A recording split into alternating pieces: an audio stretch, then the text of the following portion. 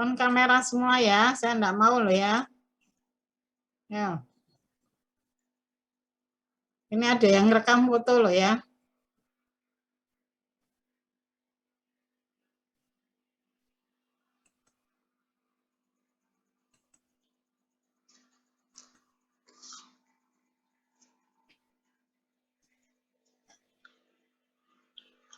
Sudah kelihatan? Sudah, Prof. Sudah, Prof. Bentar, tutup pintunya.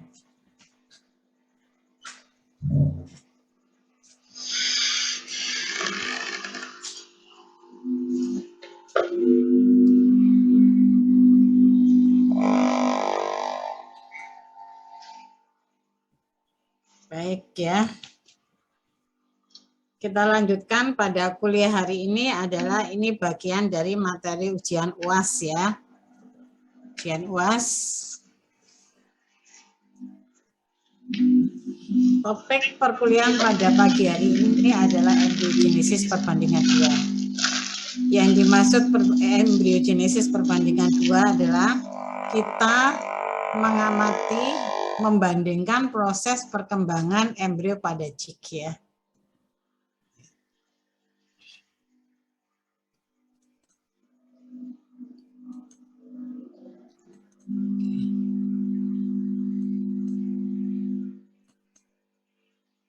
Sudah siap kuliah semua kok JU Mekah ya? Bisa dimulai enggak?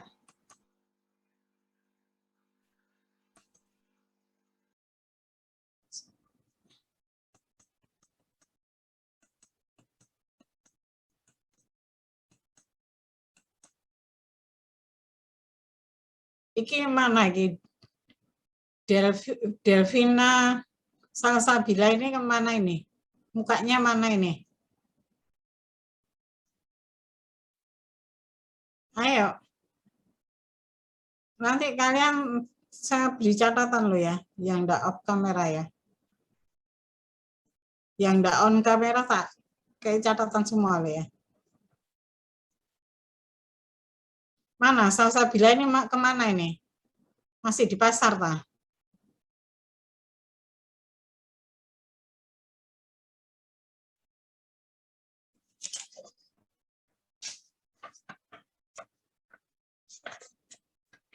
Salsabila ini kelas apa ya? Salsabila Hasna ini. Kata-kata itu semester 1.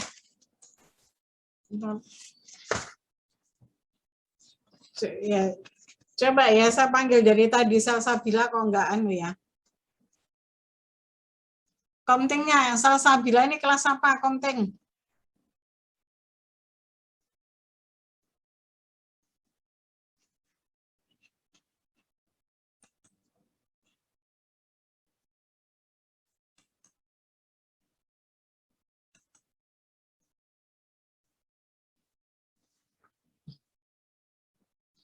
Sudah dengar yang saya sampaikan?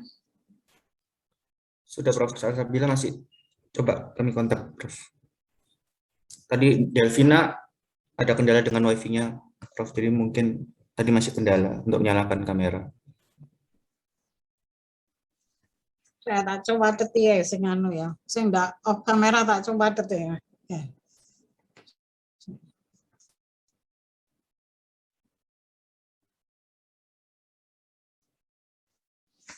Komting di foto sekarang. Ini sudah lebih dari 7 menit di foto. Di foto, di screenshot dikirim ke saya. Ya, Prof. Saya screenshot teman-teman. Slide pertama.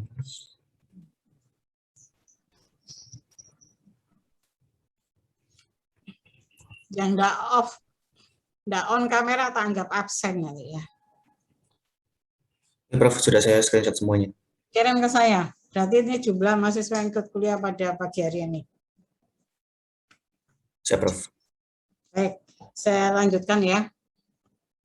Jadi hari ini kita mempelajari proses embriogenesis pada cik ya. Cik itu pada unggas ya. Untuk membandingkan dengan mamalia. Karena secara umum yang kita kerjakan adalah pada mamalia. Ya. Nah, bagaimana sistem organ reproduksinya? Apakah sama dengan pada mamalia? Ternyata pada beberapa item itu tidak sama pada mamalia. Misalnya ovarium ya. Dia hanya memiliki satu ovarium dan satu saluran. Saluran reproduksi itu mulai dari infundibulum sampai uterus ya. Dia hanya memiliki yang sebelah kiri ya, sebelah kiri. Sedangkan yang sebelah kanan ya, sebelah kanan itu berkembang saat diinkubasi ya. Tetapi jadi pada saat embrional itu sebenarnya dia dua kiri kanan itu ada. Tetapi pada saat dia menetas, maka yang sebelah kanan itu mengalami rudimenter, sehingga dia hanya memiliki satu, yaitu ovarium dan saluran reproduksi bagian yang sebelah kiri. Letaknya di mana? Letaknya adalah di ujung kranial dari ginjal, ya, di daerah peritoneum, ya, ujung kranial dari ginjal, karena memang secara embrional ginjal sama sistem saluran reproduksi itu berkembang berbarengan. Kemudian dia juga memiliki folikel. Sama seperti mamalia, satu folikel berisi satu oosit dan bertaut pada ovarium. Ya. Sehingga dia di dalam ovarium itu pada saat dia keluar menetas itu ada sekitar 1.000 sampai 3.000 folikel. Sama kayak pada mamalia ya, pada saat dia dilahirkan maka dia sudah punya cadangan folikel. Cadangan folikelnya sudah ada dia ya. Primordial folikelnya sudah ada tapi belum berkembang. Berkembang pada saat nanti kalau sistem hormonal di dalam tubuh itu sudah mulai berjalan ya, mulai normal. Saya lanjut ya. Kemudian dia juga mempunyai saluran ya. Kalau ini tadi ovarium itu sebagai apa? Ovarium itu berfungsi sebagai apa? Ada yang tahu? Fungsi ovarium itu apa? Produksi sel telurnya, Prof. Untuk menghasilkan sel telur ya. Ovarium itu punya dua fungsi. Fungsi apa? Endokrin dan eksokrin. Endokrin dan eksokrin. Ya, eksokrin dia menghasilkan apa? Eksokrin dia menghasilkan Hormon. oh, eksokrin Sel telur. Sel telur ya. Kalau endokrin dia menghasilkan hormon ya. Oke ya. Lanjut ya. Kemudian ada saluran. Saluran itu sebenarnya hampir sama dengan mamalia, tapi dia punya fungsi dan bagian yang berbeda. Infundibulum. Dari ujung itu infundibulum. Pada mamalia juga ada infundibulum seperti corong. Fungsinya untuk menampung folikel dan yolk yang diovulasikan. Pada mamalia, infundibulum juga dilengkapi oleh fibre-fibre. Dia terus bergerak menangkap oosit yang ovum yang diovulasikan dibawa ke tempat fertilisasi yaitu di ampula. Kalau di infundibulum pada unggas itu adalah fungsinya apa? Fungsinya dia adalah menampung ya. Menampung folikel dan yolk yang diovulasikan ditangkap dibawa ke magnum. Ya. Pada saat dibawa ke magnum, magnum ini fungsinya adalah untuk ini mensintesis albumin putih telur supaya yolknya kuning telurnya itu tetap ada di tengah. Karena kalau yolk menempel pada salah satu kutub, maka itu nanti akan menyebabkan gangguan kerusakan pada yolk. Oleh karena itu pada magnum maka disintesis, diberikan, ya disekresi putih telur atau albumin supaya makanya kan kalau pada telur itu kalau dibuka itu kan ada putih telur. Asalnya dari mana putih telur atau albumin itu? Asalnya dari magnum. Fungsinya apa? Fungsinya supaya yolk itu tetap di tengah. Karena di magnum ini akan terbentuk kalasa. Ya, kalasa itu fungsinya dalam menyebabkan sel telur tetap di tengah. Kemudian isthmus dari magnum menuju ke isthmus. Di isthmus maka akan disekresikan selaput kulit. Selaput kulitnya itu adalah bagian yang dalam, inner. Kemudian dari isthmus dibawa ke uterus, maka selaput luar kulit yang keras. Kemudian di vagina fungsinya adalah membantu pengeluaran telur. Ya, dia punya sama sebenarnya, punya tuba falopii, punya uterus sama vagina, tapi berbeda fungsi. Ya, infundibulum fungsinya adalah menangkap folikel dan yolk, dibawa ke magnum, dikasih apa? Magnum diberikan apa? Putih telur atau albumin, ya, supaya nanti terbentuk kalasa. Kalasa itu menarik supaya yolk itu tetap di tengah. Dari magnum dibawa ke isthmus.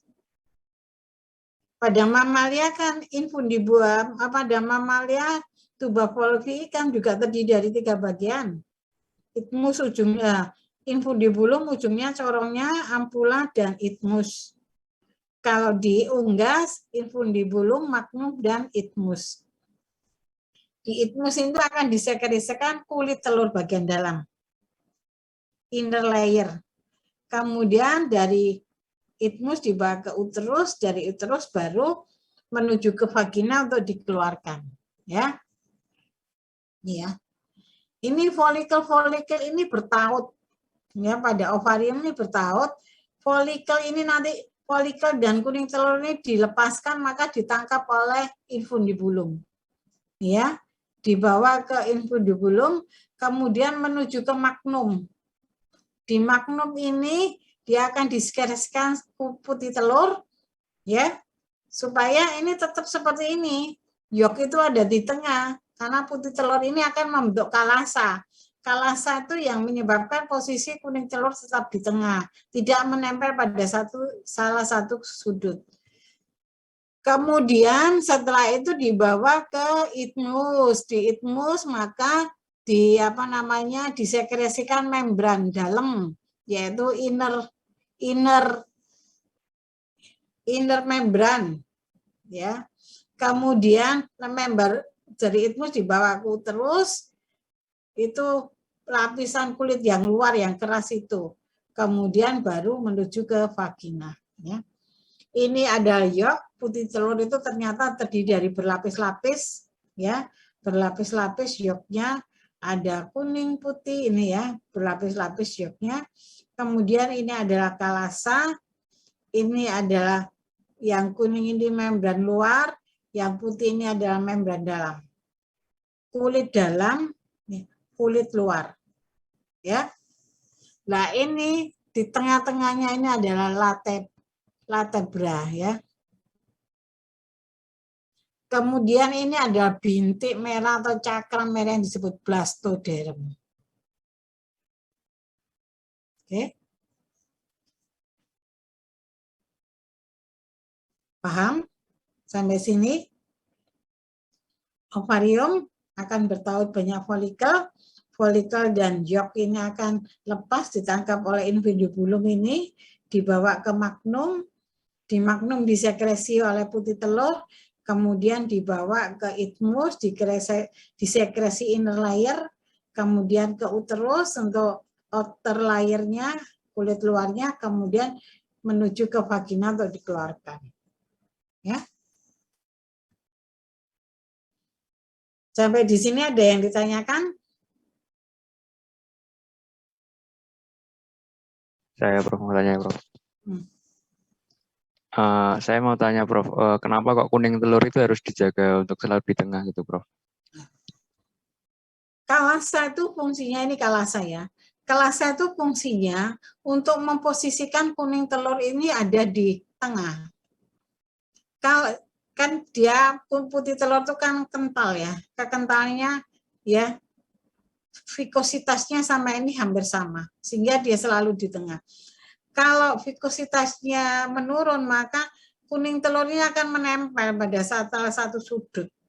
Kalau dia menempel pada salah satu sisi, ya, maka akan terjadi kerusakan. Ya, goncangan-goncangan ini akan merusak kuning telur ini sehingga dia tidak akan menjadi sumber nutrisi yang baik. Karena nanti proses perkembangan ya blastoderm ini kan ada di kuning telur. Ya.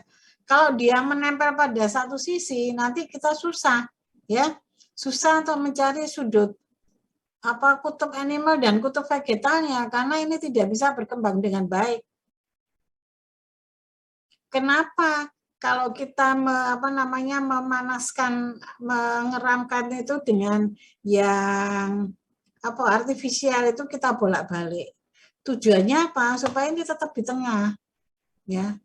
Kalau dia tetap di tengah, maka kondisinya akan baik. Kalau dia akan menempel pada salah satu titik, membran ini akan rusak. Ya. Membran layer yang paling pinggir dari putih telurnya akan rusak menempel pada ini inner membran ini. Kalau rusak, kan ini tidak bisa dipertahankan dengan baik. Ininya bisa robek, ini keluar semua putih kuning telurnya. Ya. Makanya ini dipertahankan supaya tetap di tengah, tidak menempel pada salah satu sisi supaya dia nanti menjadi sumber nutrisi yang baik. Sama kayak telur kopior itu loh. Kamu lihat telur kopior, pernah tahu?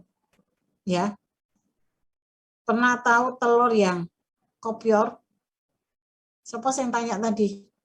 Iya, pecah gitu kan, Prof, maksudnya. Nah, kalau kopior itu kan kuning telurnya nyampur ya.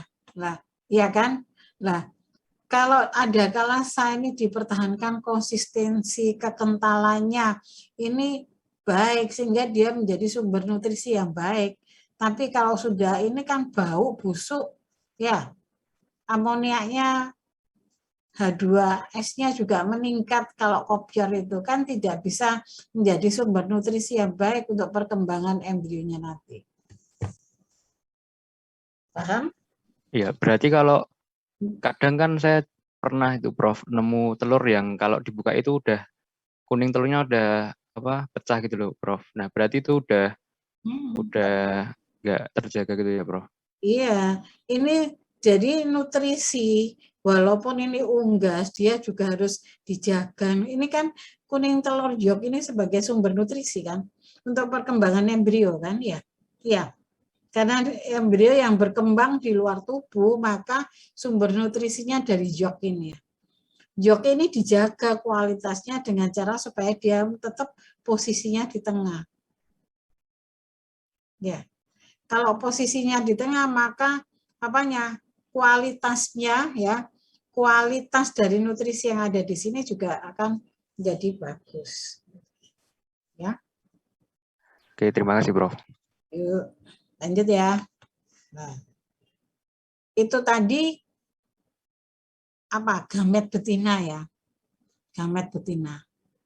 Kemudian gamet jantan. Gamet jantan itu sama, pada unggas itu ya namanya spermatozoa. Ya. Tapi spermatozoa itu punya keunikan pada unggas. Sekali ejakulasi itu dia bisa untuk membuahi beberapa kali. Ya. Di mana ejakulasinya diposisikan? Ejakulasi diposisikan di bagian kaudal dari vagina. Kemudian dia akan menuju ke infundibulum, di mana perjalanan sampai ke infundibulum itu sekitar 1 jam. Ya. Perjalanan dia ke infundibulum itu bisa aktif, bisa pasif. Ya. Karena gerakan dari sperma sendiri, karena motilitasnya dia bergerak menuju infundibulum, atau gerakan ini berlawanan dengan aliran air yang disebut reotaksis. Karena di saluran itu kan ada cairan. Dia melawan gerakan itu sampai menuju tempat infundibulum. Jadi transport sperma pada unggas itu karena daya gerak dari motilitas sperma itu sendiri dan dibantu pergerakan reotaksis yang melawan dengan air. Ya. Fertilize-nya berapa jam? Bisa sampai 32 jam. di mana disimpan di kripta vagina yang disebut spermness. Jadi sarang sperma itu ada di kripta vagina, lekukan vagina. Ya, dari lekukan vagina menuju infundibulum itu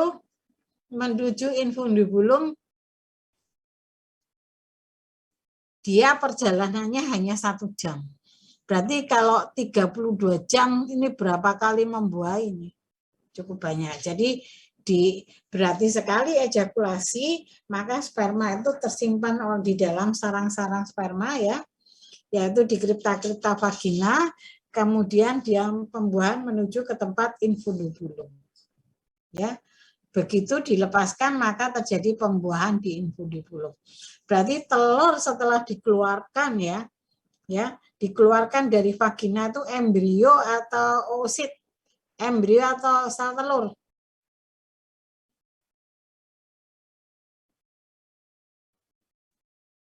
Halo. Embrio karena dia sudah dibuahi di infundibulum ini ya. Karena spermanya menuju ke sana ya. Menuju ke sana ya. Ini ya. Jadi embrio yang sudah dikeluarkan itu. Paham? Paham ya? Ada yang ditanyakan? Saya lanjut ya. Nah, fertilisasinya itu terjadi di infundibulum, ya. Begitu terjadi ejakulasi sperma ditumpahkan di kaudal dari vagina, sebagian disimpan di kripta vagina, sebagian menuju ke infundibulum untuk fertilisasi, untuk pembuahan. Jadi begitu ada sel telur dibuahi, maka sperma langsung akan melakukan pembuahan ya. Dia akan menyebu sel telur untuk melakukan pembuahan di infundibulum.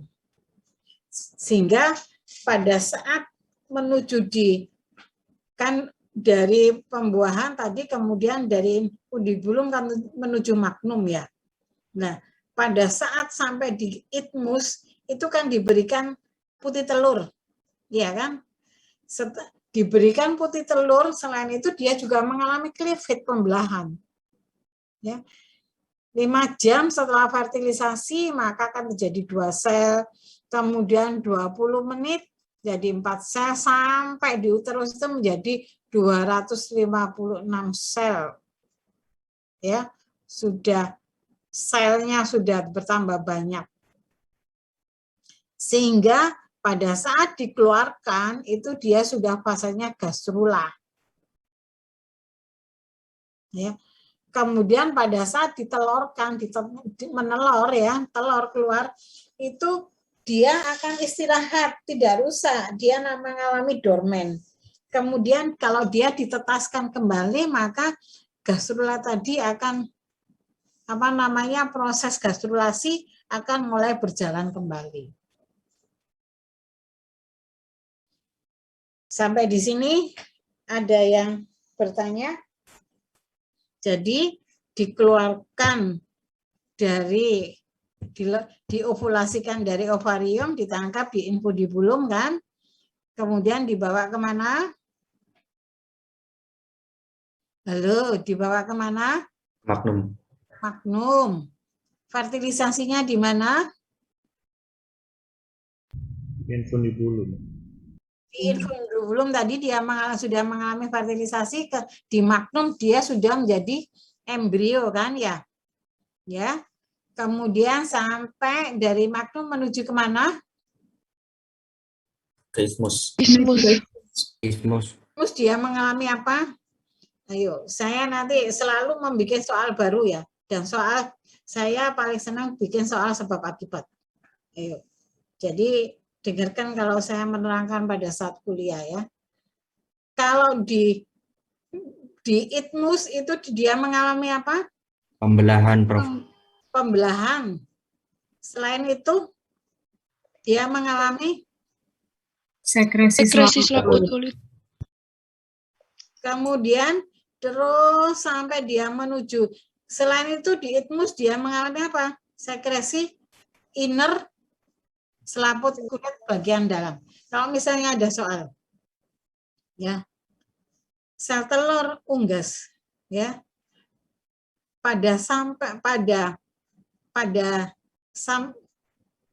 Sel telur unggas pada saat di itmus, dia mengalami proses cleavage. Salah atau betul? Salah atau betul? Di itmus dia akan mengalami proses cleavage. Salah atau betul? Betul. Karena di itmus akan disekresikan outer layer. Salah atau betul? Salah. Jadi kalau betul salah jawabannya apa? Pernyataan satu benar. C atau D? Jawabannya C ya. Betul salah. Kalau salah betul D ya. Ya. Paham ya? Paham maksudnya kalau oleh karena itu pada saat ini harus benar-benar diperhatikan ya. Proses transportasi spermatozoa menuju tempat pembuahan di magnum berjalan secara reotaksis. Salah atau betul? Ini kan saya beri clue-clue ya, salah atau betul? Proses transformasi spermatozoa menuju tempat pembuahan di magnum melalui reotaksis. Salah atau betul? Salah, Prof. Salah, Prof.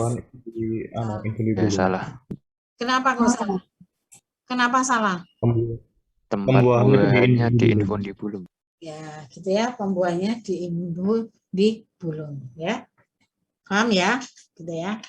Sehingga ini pas setelah fertilisasi, setelah di uterus, maka dia akan menuju vagina, kemudian dikeluarkan lewat vagina atau kloaka, maka saat dikeluarkan dia akan dormen, istirahat, metabolisme mandek sementara.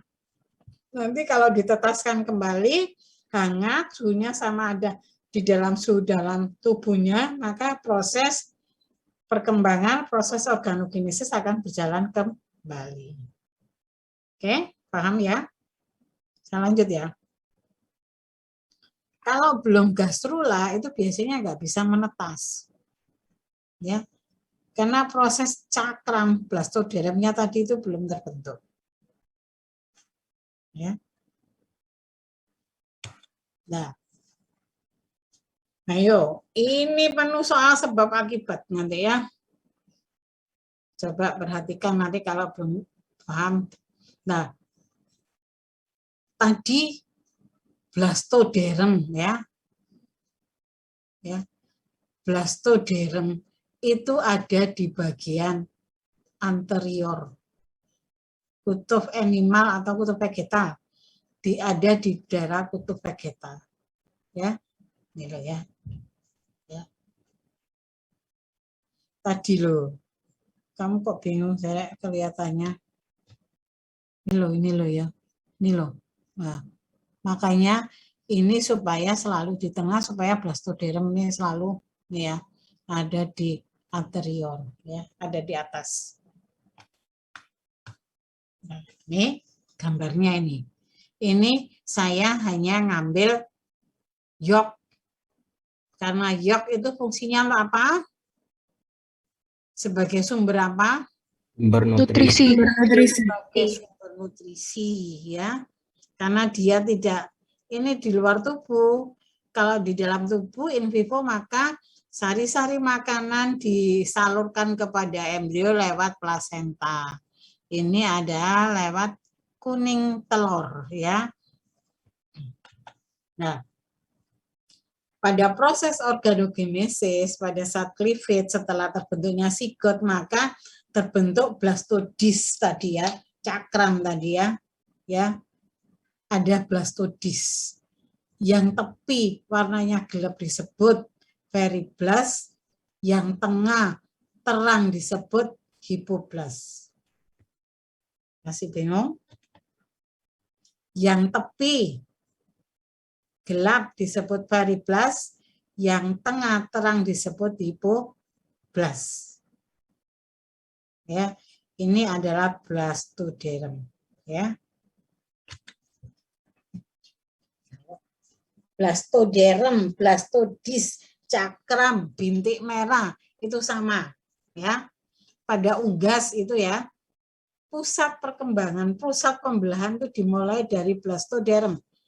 Kalau saya bicara blastoderm ya bicara cakram, bicara bintik merah itu sama, artinya adalah blastodis ya, nama lainnya.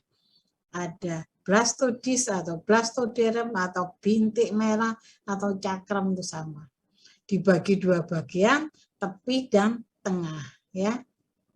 Ya. Yang tepi disebut periblast, yang tengah disebut hipoblast. Ayo saya jelaskan pelan-pelan ya. Kalau enggak paham nanti bertanya ya.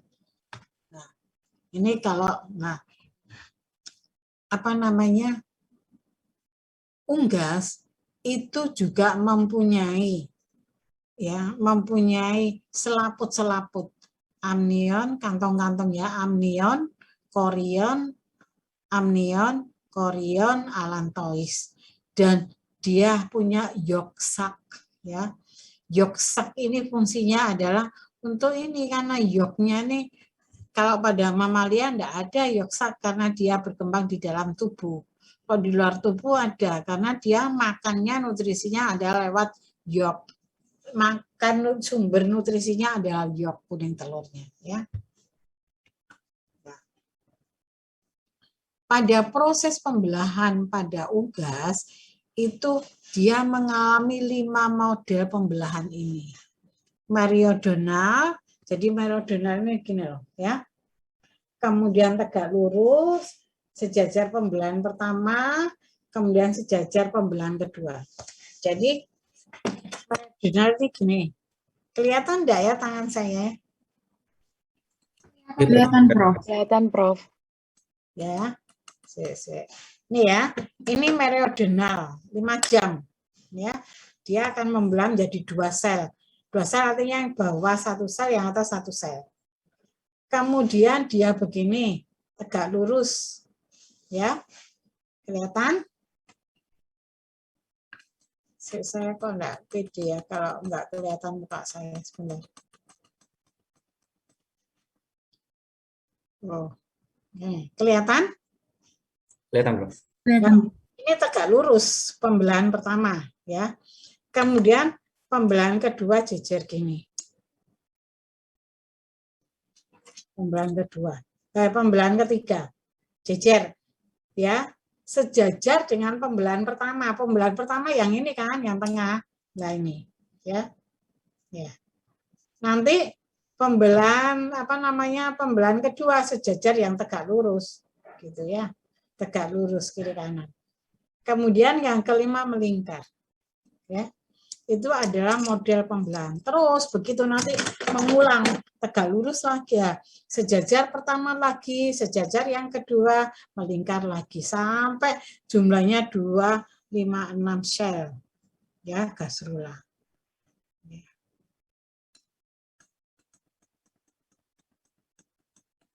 Paham? Saya lanjut, ini pelan-pelan ya, saya jelaskan pelan-pelan kalau enggak. Nah, makanya tadi kenapa ada yang tanya tadi ya, ini. Kenapa? Supaya apa? Supaya animal fold dan vegetal fold itu jelas. Dia tidak boleh, yolk tadi, blastodis tadi tidak boleh menempel pada salah satu kutub. Ya. Karena nanti kalau di tengah-tengah, ya, pada saat cleavage di isthmus tadi akan terjadi gerak eboli. Gerak eboli itu kayak bandul gini ya. Dia akan bergerak ke kiri ke kanan. Ya. Ya, ke kiri ke kanan. Maka akhirnya kalau dia ada gerakan eboli ke kiri ke kanan, sel-sel blastomir itu akan terdesak ke kiri dan ke kanan ke arah vegetal fold kan? Ya. Benar enggak? Ini kuning telur ya. Kemudian dari atas ini selnya ini bergerak. Bergerak seperti ya, bergerak ke kiri ke kanan kan lama-lama menumpuk di bawah kan. Di bawah itu di bagian mana? Di bagian vegetal pole. Ya. Paham? Kalau dia bergerak ke bawah, kemudian bagian kosong, kalau bergerak turun ke bawah semua, menempel ke bawah semua, bagian yang atas kan kosong. Kalau atas kosong, tengahnya kan akan terangkat. Bagian tengah yang terangkat tadi yang disebut blastoderm. Ayo, bisa membayangkan tidak?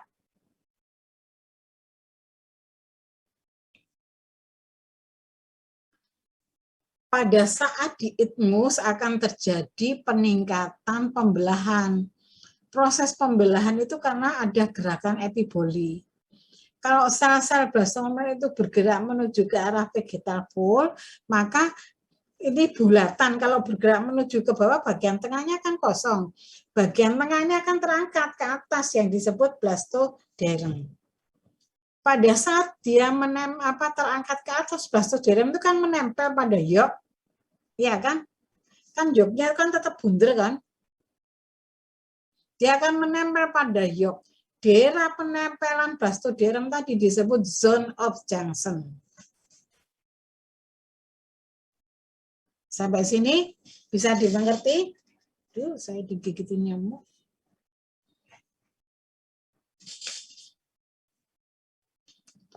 Halo?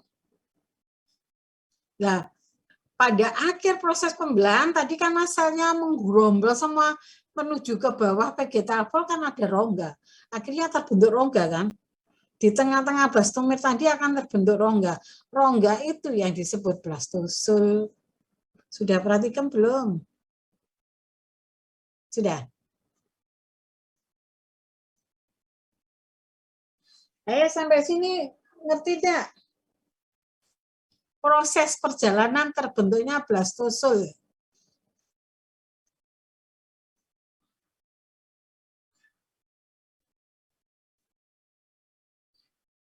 Ayo, yang belum mengerti silakan bertanya. Ini nanti dari soal sebab akibat banyak ini nanti ya. Bisa keluar banyak.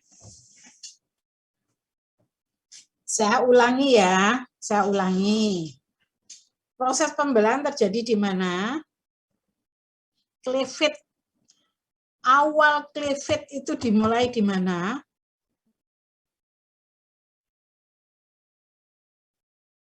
Halo? Di isthmus. Kalau saya bertanya dijawab ya. Di isthmus. Pada saat proses membelah pada gimana sih proses membelahnya itu, maka di isthmus tadi kan masih 2 sel kan ya, dia membelah meridian 1, 2. Proses membelah itu berarti 2 sel itu ada menjadi 2 sel blastomer.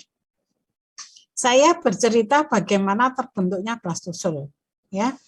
Nah, sel blastomer tadi itu akan bergerak menuju vegetal pole. Vegetal pole itu di mana? Di bawah atau di atas? Di bawah, Prof. Di bawah. Kalau selnya menuju ke bawah semua, ke kiri dan ke kanan bawah. Ke kiri dan ke kanan bawah. Berarti tengahnya kan kosong toh? Ya. Ini kan bergerak gini kan, ke kiri dan ke kanan bawah. Tengahnya kan kosong kan? Kalau tengah terkosong, yang bawah ini berat kan akhirnya dia terangkat. Lihat tangan saya. Ini blastomer bergerak. Ya, bergerak. Kan dia bundar kan? Ada ditahan dengan lapisan daripada kuning telur tadi kan?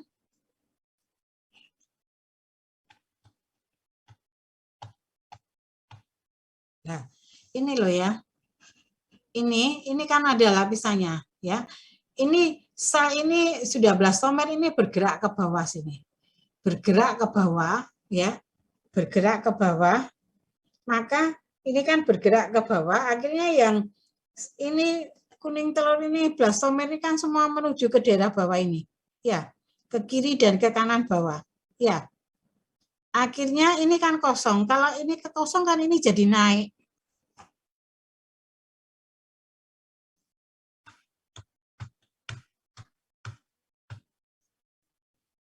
Ini jadi terangkat naik. Lah, kalau terangkat naik kan dia tetap menempel pada pinggirannya dengan zona dengan apa namanya yok kan.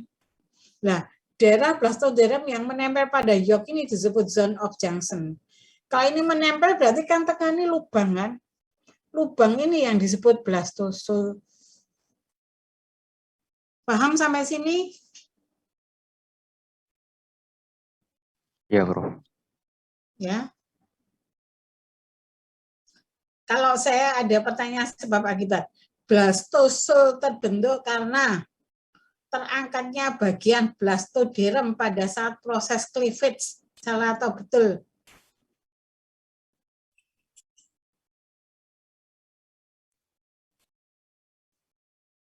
Blastosul terbentuk akibat terangkatnya bagian blastoderm pada proses cleavage. Salah atau betul? Benar.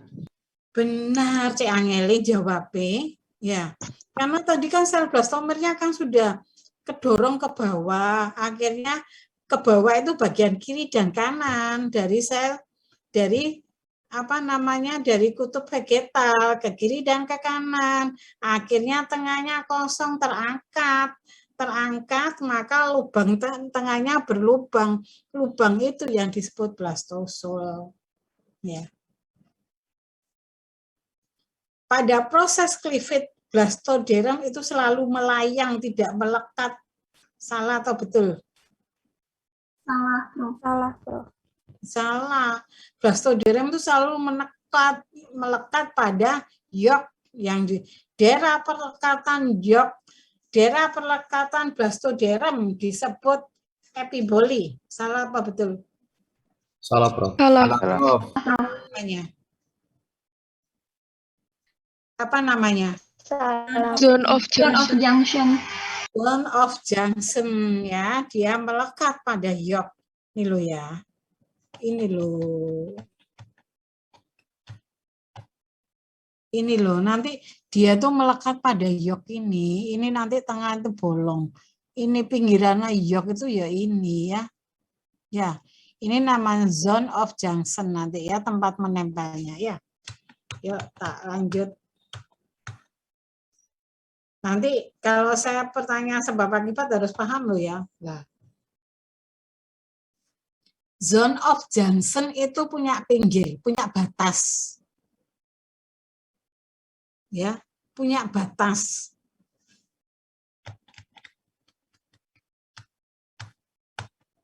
Ini loh, ya. Ini kan saya umpamakan ini adalah blastoderm. Perhatikan semuanya, ini blastoderm melekat pada yok. Daerah tempat menempelnya blastoderm ini disebut apa?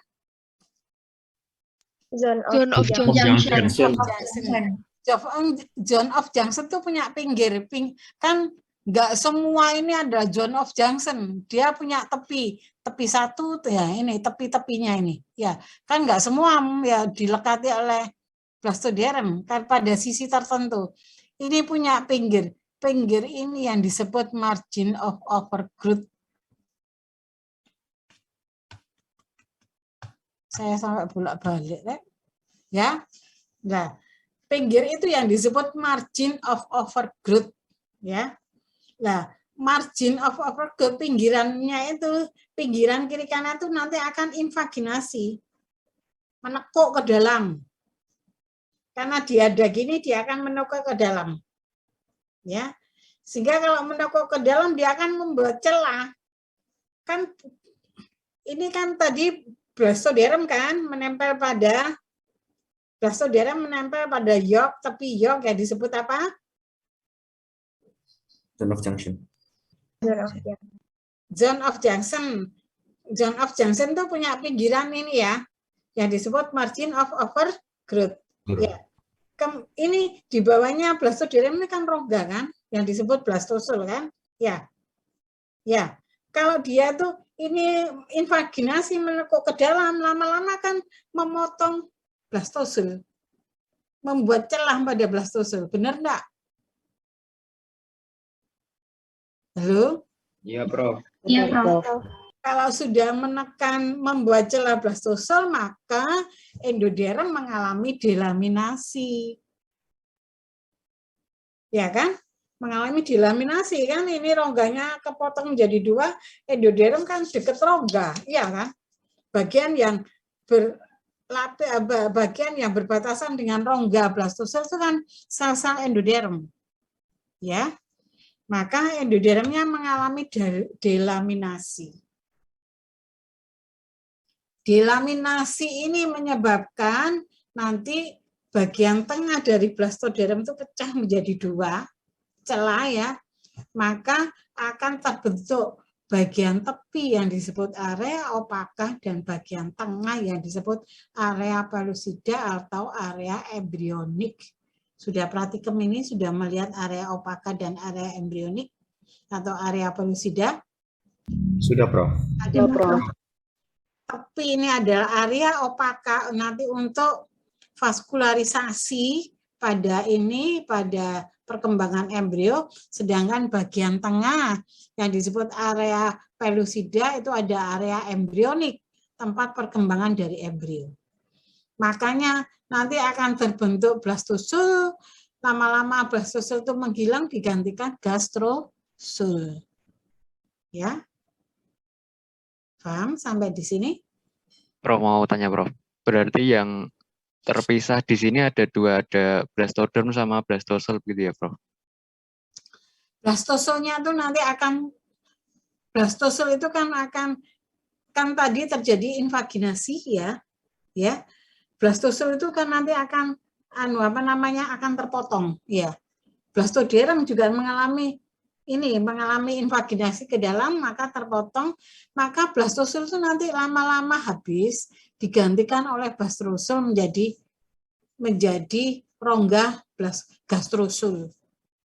Ya, yang terpotong ada ini karena delaminasi daripada endoderm ini. Ya. Bagian tengah blastodermnya juga ikut terpisah supaya ada menjadi 2 bagian, tepi dan tengah ini. Ya. Sampai di sini paham? Halo. Mundur. Zone of junction itu apa? Zone of junction?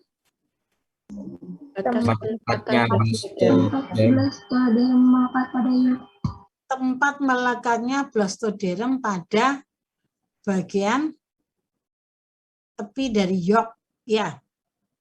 Kemudian margin of Hopper-Goodnya apa? Pinggiran dari zone of junction. Ini mengalami invaginasi, menekuk, ya.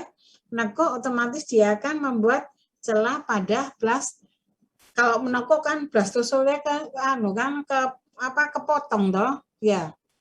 Akan terjadi celah, ya. Celah sehingga otomatis endodermnya juga ikut ikut delaminasi, ikut mengikuti invaginasi tadi yang disebut delaminasi. Ya. Nanti kalau sudah celah itu lama-lama membesarkan, meluas, akhirnya membentuk gastrosul. Lah, blastosulnya nanti habis. Makanya, ya. Kalau sudah, maka akan terbentuk 2 bagian, tepi dan tengah. Yang tepi itu disebut area opaka, yang pada saat perkembangannya di area opaka itu terdapat apa? Halo? Di area opaka itu dapat apa? Pembuluh darah, Prof. Sebelum pembuluh darah, ada bintik-bintik merah itu disebut apa? Blood? Apa? Bintik-bintik merah itu loh sebelum pembuluh darah. Asal usul pembuluh darah itu berasal dari mana? Di daerah area apakah pada saat 16 jam 18 jam. Siapa yang sudah praktikum? Sudah praktikum ini belum? Cik embriologi sudah praktikum belum? Sudah, Prof. Nah, sudah praktikum ditanya kok nggak ngerti. Ayo. Di area apakah ada bintik-bintik merah-merah itu namanya apa? Pulau Blood Island. Blood Island, pulau-pulau darah. Itu nanti yang menjadi cikal bakal dari terbentuknya arteri dan vena. Pada awal perkembangan masih Blood Island, ya. Ya. Kemudian yang tengahnya bening itu adalah area apa? Kalau masih 16 jam? Area pelusida. Pelusida. Di area pelusida ada enggak Blood Island?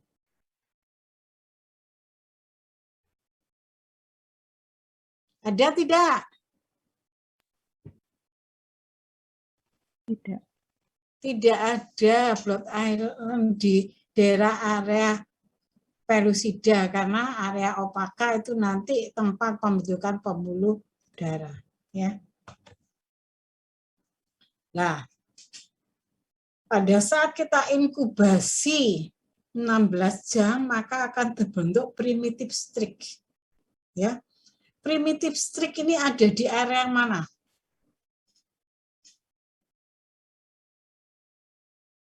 Pelusida, Prof. Di area pelusida, karena di primitive streak ini fungsinya untuk apa sih? Terbentuknya primitive streak. Oh, bosnya primitive streak kok ada primitif gini. Apa? Fungsinya untuk apa? Primitive streak itu fungsinya untuk apa? Terbentuknya embrio ayam. Ayo.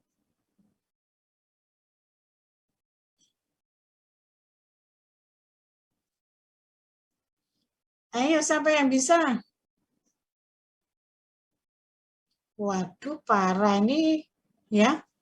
Ditanya, ada yang tahu ini alamat nih bisa. Membentuk sistem syaraf pusat mungkin, Prof, nantinya. Bukan, kalau sistem saraf pusat itu bukan primitive streak. Apa? Ini apa? Primitif itu apa sih? Lengkuk atau garis? Memanjang, melingkar, memutar. Bentuknya kayak apa? Memanjang. Primitive streak ini adalah patronnya poros sumbu tubuh ini, ya. Patron supaya nanti sel-sel mesoderm ini nanti meluncur ke arah patron. Kayak orang mau bikin rumah itu ya, kan harus ada tiang-tiangnya, cagak-cagaknya, supaya rumah itu bisa berdiri kokoh. Primitive streak itu di tubuh kita juga ini, supaya kita bisa tegak berdiri ini, ada ini patronnya. Ya. Maka primitive streak itu akan memanjang dari anterior ke arah posterior. Ya, ada memanjang dari anterior ke posterior, ya. Yang posterior itu, yang anterior depannya itu disebut primitive pit, yang posterior disebut primitive pit. Kemudian ini kan bergerigi pinggirnya, jadi kayak gini loh ya, kayak apa namanya? Kayak pipa memanjang gini, kelihatan? Ini loh, pipa memanjang ini. Kelihatan enggak yang saya pegang? Kelihatan, Prof. Kelihatan, Prof. Ini yang anterior ini depan, ini adalah disebut primitive pit. Yang posterior ini disebut primitive pit. Lah ini lubang tengahnya. Lubangnya tengah ini disebut groove. Ya, yang pinggirannya ini disebut fold atau red. Karena apa? Lubang tengah ini nanti tempat saraf. Disusun tulang belakang kita itu kan lubang toh, ada tempat sarafnya kan. Ya. Itu tempatnya ini sudah, patronnya ini sudah dibuatkan oleh yang kuasa yang disebut primitive groove. Jadi primitive pit ini adalah poros, nanti menjadi poros tubuh kita, yang depan pit ini sampai pangkal daripada leher kita, tulang belakang ini Yang belakang posterior itu sampai anus, sampai ekor, tulang ekor. Nah, ini ya. Ini adalah patronnya. Pada unggas sama seperti mamalia, ya. Ini juga diunggas seperti ini, di mamalia juga ada patronnya seperti ini. Nah, ini ya, ini loh, poros ini loh. Kalau sudah ada patronnya, nanti semua organ ini, apa kerangka tubuh ini nanti meluncurnya ke sini, tidak ke sebelah sana, ke sebelah sana. Nah, meluncur menuju poros ini, patron ini, supaya nanti menjadi tegak. Paham sampai di sini? Mulai dari ini ya, pitnya di sini, ya. Dan nanti di sini ini akan head process, ini daerah tempatnya otak. Sehingga pit ini juga mandek, enggak sampai tembus ke atas. Ini sudah dipatronkan, dia hanya sampai di batas leher. Nanti sel ektoderm, mesoderm, kan endoderm ada 3 sel lah, meluncurnya ke sini, ke patron, supaya tubuh nanti kalau lahir tidak bengkak-bengkok. Ya, sudah dibikin patron tegak. Punggungnya ayam nanti supaya enggak meleok-meleok, ini sudah ada patronnya. Sampai sini paham? Apa fungsi primitive strik? Sebagai patron. Poros sumber tubuh. Ya, sebagai patron poros tubuh ya. Saya lanjut ya. Nah, primitive strik itu nanti di depannya primitive pit itu akan terbentuk Hansen of Knot ya. Hansen of Knot ini adalah pusat perkembangan saraf. Lah, nanti sel-sel mesoderm akan meluncur di arah poros tadi, di primitive strik tadi, ya. Nanti 1,5 jam setelah dieramkan maka akan terbentuk somit. Sama seperti pada saat organogenesis. Somit itu nanti akan terdiri dari 3 bagian, dermatom, miotom, dan sklerotom. Sklerotom itu yang menjadi apa? Jadi Ini somit sklerotom ini nanti menjadi tulang-tulang ini. Ya, processus spinosus. Nanti muncul di sini. Ini somit. Ya, somit ya. Tiap 1 sampai 1,5 jam. Ya. Nah. Kemudian pada saat 24 jam inkubasi, Hansen of Knot itu mulai akan proses pembentukan saraf mulai akan terbentuk. Hansen bagian antara akan terangkat menjadi neural fold. Neural fold itu neural pinggiran dari sayap. Akan terbentuk celah yang disebut neural groove. Groove itu celah ya. Ini 24 jam Hansen of Knot mulai proses persarapan sudah mulai terbentuk pada unggas. Ya. Ya. Ya. Ini sudah mulai, ini adalah di sini ya. Di bagian kepala ini ya. Ini bagian-bagiannya nanti kalian lihat nah, pada perhatikan. Pada 33 jam itu kalau proses pembentukan kepala terjadi kalau Hansen of Knot sudah berkembang. Tadi kan Hansen of Knot berkembang. Kemudian mulai terjadi head process. Head process berlangsung ya. Bagian kepala yang anterior disebut head fold, yang ujungnya itu menjadi tail fold, nanti ujung posterior dari primitive strik itu nanti jadi tulang ekor. Ya. Kemudian tadi sudah mulai terjadi pengangkatan bagian kepala yang disebut subcephalic pocket, sehingga akan ada celah terpisah antara kepala dan badan. Ada leher. Ini ya, subcephalic pocket.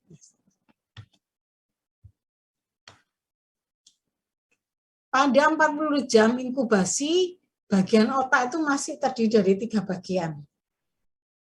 Ini berarti masih pada tahap antara proses perkembangan otak. 3 bagian ini disebut proencephalon, mesencephalon, dan rhombencephalon. Kemudian vena mulai terbentuk dan jantung mulai berkembang. Sehingga pembuluh darah yang terbentuk awal itu vena, bukan arteri. Vena. pada 48 jam akan terbentuk arteri vitellina. Salah atau betul? Salah, Prof. Salah. Tentu adalah vena dulu. Vena vitellina. Dan bagian otak tadi dari 3 bagian yang disebut proencephalon, mesencephalon, dan rhombencephalon. 48 jam ya. Setelah 40 jam, maka jantung itu sudah mulai tersekat, ada ventricle ya, ada atrium dan ventrikelnya.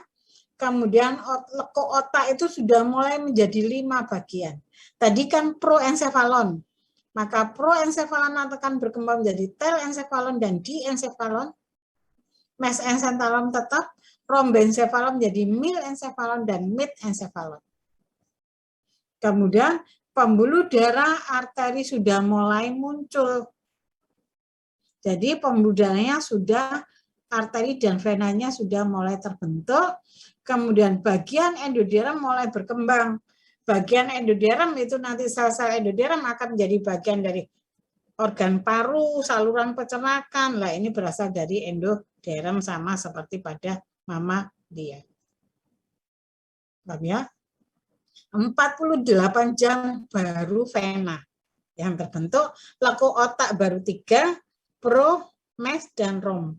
Ya, pada 72 jam, kalau pada 48 jam jantung belum tersekat, ventrikelnya belum tersekat. Tapi pada 72 jam jantung sudah mulai tersekat, ya sudah tersekat, lekuk otak sudah 5, arteri sudah muncul, dan bagian endoderm sudah berkembang. Bagian endoderm ini, sel-sel endoderm akan berkembang menjadi apa? Halo? Sel endoderm akan berkembang menjadi apa?